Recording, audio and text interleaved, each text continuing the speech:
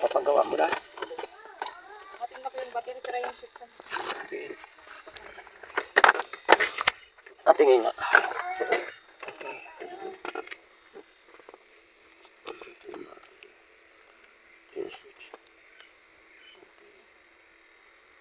Kung ni tatay Pastor, pwede daw sabay ng kapagkat kasi nagdagan na Makapagpasok mo yun. Para magsabay siya. May nagpadukat na lang. Sabay ko na lang. Good day, another blessing. Ito na po yung continuation ng tinanggalan natin ng lumubong battery at ngayon ay papalitan na po natin ng bagong battery. At idinagdag na rin na may-ari yung mga power button, power switch na mga bago dahil marami na rin pong damage ang mga power button niya, power switch at bunyong button. May mga dapat tayong malaman tungkol sa battery. Sign na dapat ng palitan, mabilis lang malubat, biglang namamatay kahit 30 to 40% pa lang. Palitan na yan. Yung namamaga, yung lumulobo, sobrang init.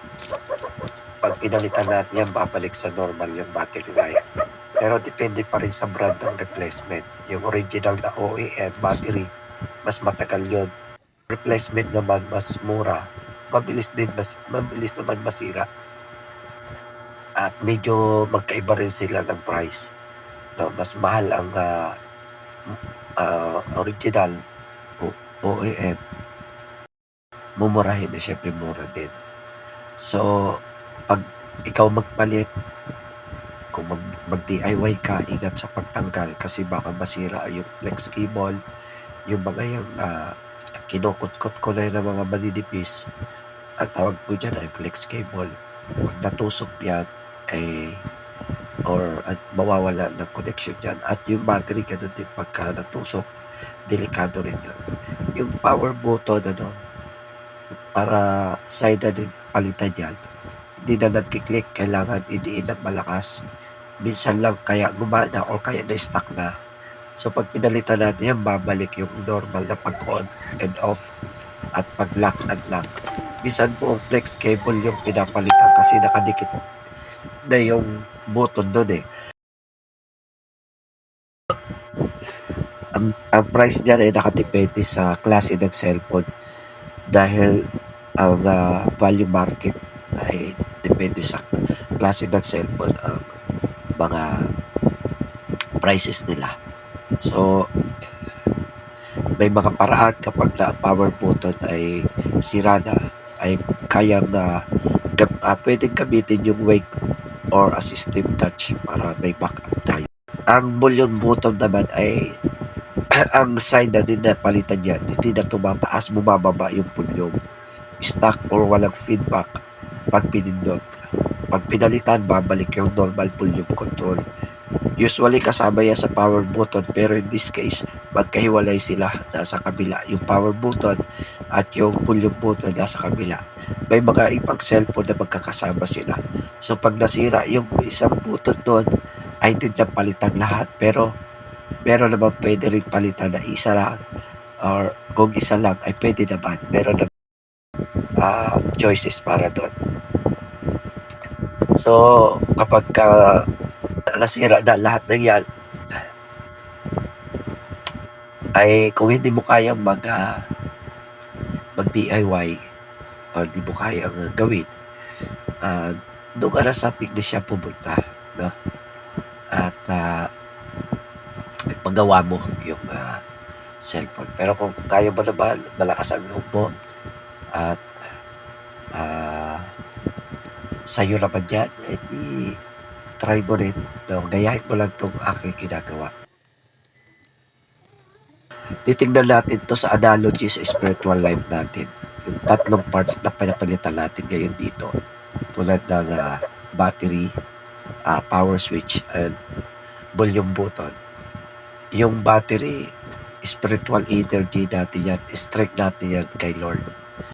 Pag sira o mahina ang battery, mabilis malubat kahit konting gamit lang. Ganon din tayo pag wala tayong oras kay God. Mabilis mapagod, madaling mainis, wala nang gana magpatawad. Kaya ang spiritual fix po kailangan palitan or i-recharge yung battery mo sa prayer, sa word at sa worship. Sigad yung original charger, hindi sapat yung human energy lang. Mabilis mag-drain yun. I-connect natin sa power button. Ang power button ay parang ito yung will to turn to God. No, yung decision to obey. Ikaw mag-decide na sumunod.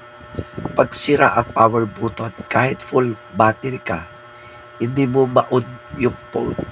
Ganun din, pwede kang may lakas, may talento, pero kung ayaw mo i-on yung puso mo sa Diyos, wala rin. Ang spiritual text natin diyan kay yung power button, yung decision mo araw-araw na, Lord, I choose you today. Minsan sira yan kasi matigas ulo natin. Pero pwede ipa-repair through repentance.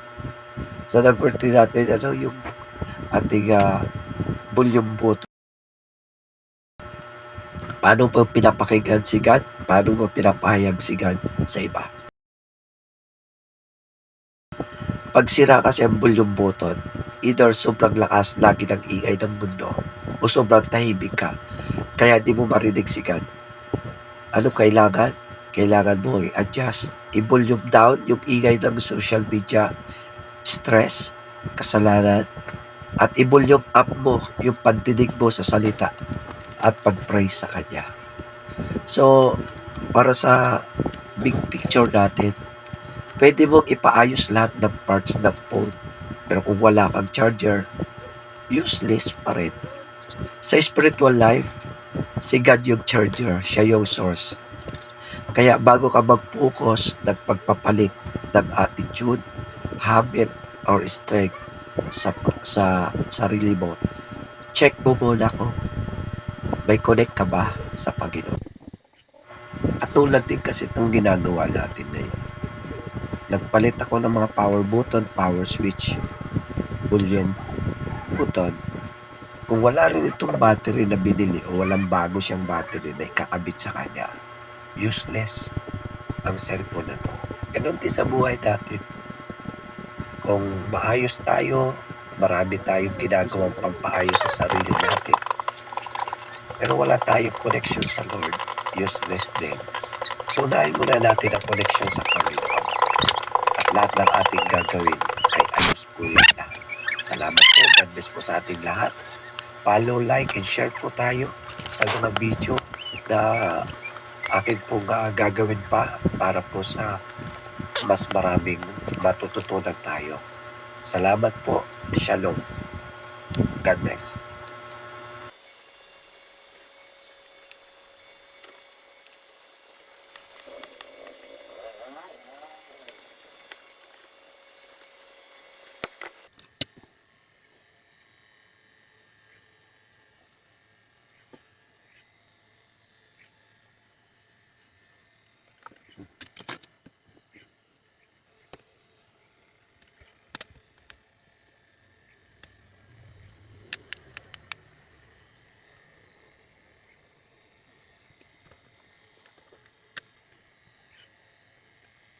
Now it's time. Let's see.